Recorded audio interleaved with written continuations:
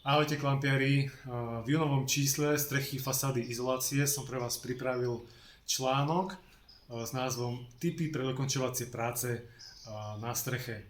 Čo tým tomto článku je? Zaoberám sa problematikou, ako efektívne robiť také dokončovacie roboty pri falcovanej krytine. Mnohí to poznáte, že veľká plocha sa urobí rýchlo, ale už potom nejaké vikiere alebo nejaké také menšie plochy, ktoré sú náročnejšie na montáž.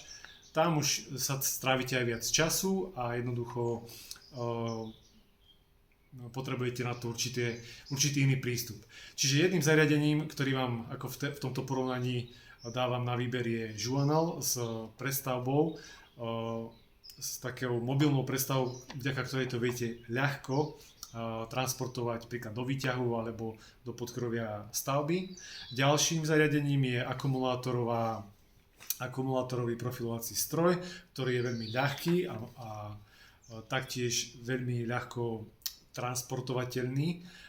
Ideálny presne pre takéto malé plochy, ako sú vikiere a malé pultové strechy.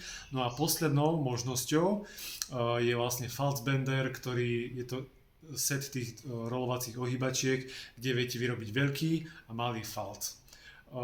Je už len na vás, ktoré si vyberiete, ale v tomto článku sa pozerám aj na technické parametre, aj na všetky také tie plusy, minusy a tam si to viete pekne sami zhodnotiť. Budem rád, keď si ten časopis nájdete a ak máte nejaké otázky, môžete mi napísať do komentára alebo kľudne zavolajte.